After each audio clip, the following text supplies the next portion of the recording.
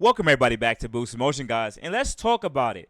This is the last video of the saga on how to purchase, modify, and pretty much protect your Q50. Yes, guys, this video saga is for y'all. I've been asked how to do this, but this last video is pretty much when disaster hits. You've done modified your vehicle, you've done all the maintenance, you've done everything you're supposed to do. From the first episode of picking the right vehicle, maintenance before modification, modifying the car on bolt-ons with just regular 91, 93 fluid. Number four, where we talk about adding E85 with all your prerequisites, and 5, where we talk about adding additional power going with turbos, right? So this brings us to the last video, and I'm gonna try to make this one the last one. I don't know if it's gonna be the longest one, but this is when disaster hits. You're now gonna hit the upper limits of what needs to be done for your Q50 to remain remain reliable. So let's jump into that. Number one thing that could happen is, obviously, it's pretty known in this community that we have porous block issue. Pretty much this is the head gasket or the head or whatever it is. Coolant is getting to the combustion chamber and the motor needs a full service or needs to be replaced. So as you add additional power, you add an additional torque, you add additional stress. Things could go bad. Head could lift, fluid could get in there, the engine's pretty much toast. You can spin a bearing, you can crack a rod for whatever oil starvation issues. These things can happen with any car when you modify it. It's not exclusively just for Q50s. So there's ways on how to mitigate this stuff. The head lift thing, they do make aftermarket bolts, but it's not a common thing to do yet in this community. You can do a rods and pistons drop in so the car can handle additional torque, but we don't know. Once again, the level of that and the price point of that, most people don't really do it. It's still uncharted territory. It's not like the B58 community where people just do this stuff often. It's still not done common enough in this community, so people choose to still not do it, right? And that's off the idea. And now let's go to the fueling, right? An injector could fail. An injector could get stuck open, and that could also destroy the motor because now you're dealing with tuning and additional performance. Things could fail and cause disastrous effects to the motor. An injector failing could make you lose a rod or piston. An injector staying open could make you lose a rod or piston. You see what I'm saying? These things could happen, right? This stuff could happen over time. Then we talked about the fuel filter. The fuel filter could break down and get stuff into the injectors and cause a clog. The high-pressure fuel pump could wear over time depending on the mileage. The low-pressure fuel pump could lose its efficiency over the amount of time it's been used, right? Let's move into, let's talk about the cooling system. The cooling system may not be suffice if you just have an upgraded heat exchanger and you're beating on the car in the 100 degree, 110 degree weather. The heat exchanger may not suffice depending on how much PSI, how much gas you're really giving this car. I don't say gas, but how hard you're really pushing this car. You may need to go with an additional fender tank or or additional larger air to water intercoolers. You may need to go with a what would we call it? I forgot what it's called. We use a refrigerant to cool the air to water intercoolers, to cool the coolant. Forgot what it's called, but you can actually bring down the temperature to them the close freezing level using the refrigerant of your AC system, right? These additional ways to protect, to keep the coolant in your air to water heat exchanger or air to water intercooler system cool so that the car is running efficient. But if this stuff gets too hot, it affects timing. You can reduce the amount of performance all you want, but some of you guys just keep your foot on the pedal and it will fail.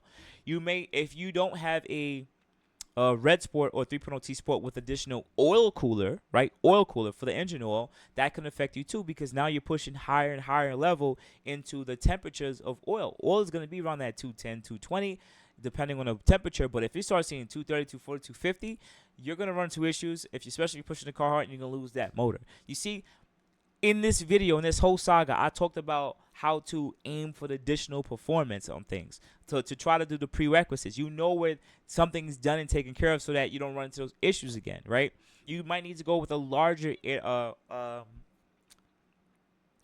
cooler for your OEM oil cooler system. You can choose to do so. These are all things to mitigate additional effects because of additional stress and heat because of going with larger turbos, right, and more additional power, right? Let's push off of that. Now we have additional torque. Transmission. We don't have any transmission tuning, so you might want to go with they don't make pure transmissions right now. I think it's IPT. You can do an upgraded. Is it? I think Pure does make it. I don't know. You guys will correct me in the comments. You could go with an upgraded transmission to handle additional torque, and that could be one way to protect your transmission from going bad. Or if it goes bad, you rebuild it and you go with a transmission that could handle more torque pressure. Pretty much.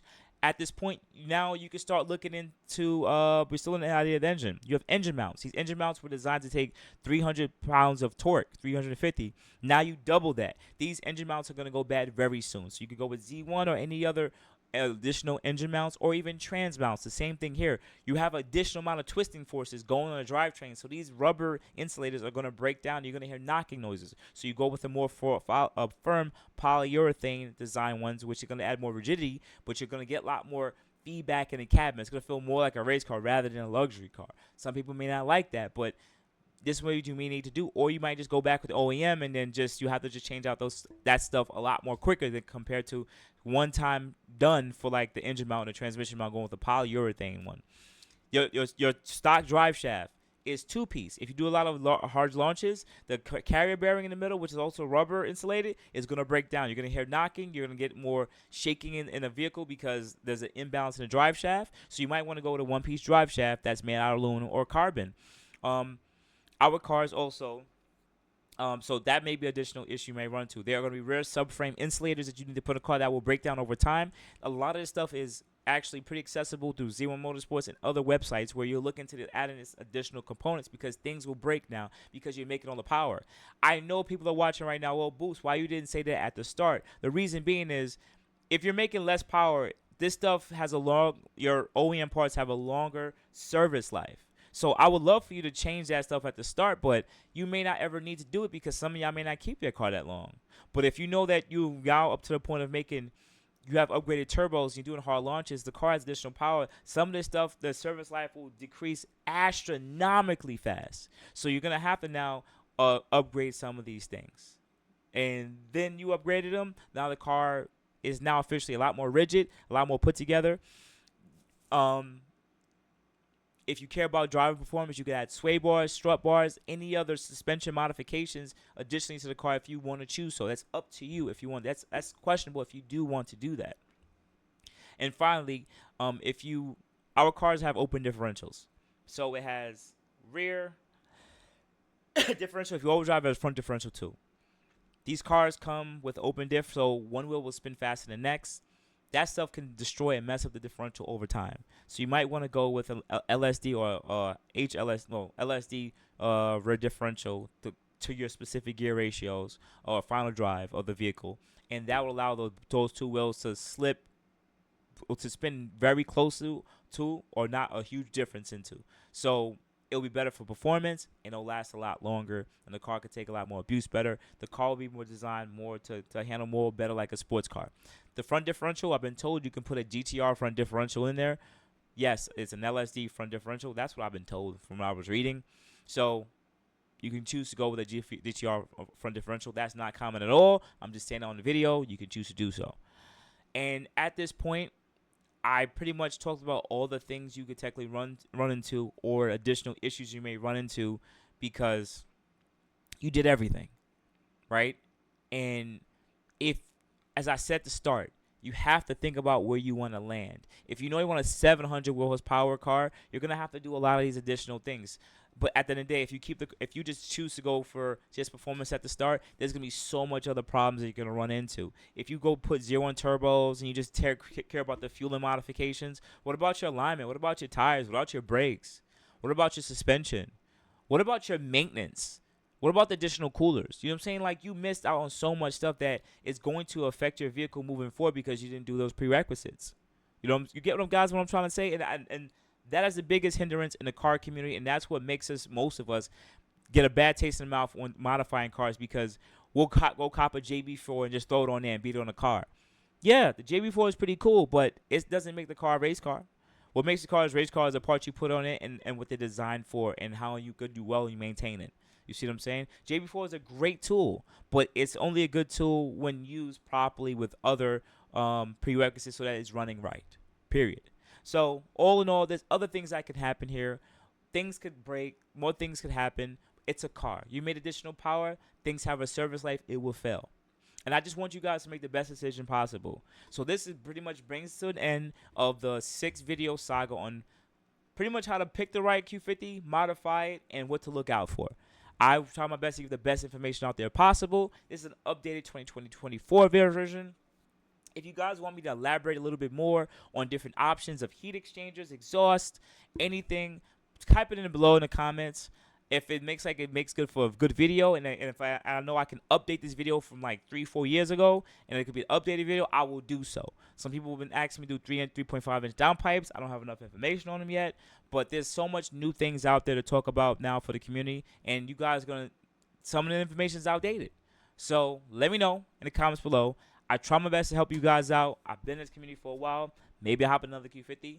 Maybe I'll hop in a 3.7. You never know.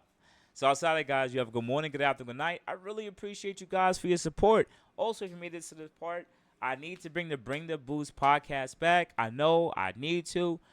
I dealt with life stuff. I just been to myself. I have my own financial issues, and I've been driving foreign vehicles for a while. So I took to all these 6 videos. I have a second YouTube channel called Boost in Foreigns. All my C63, E63 comment was sent over there.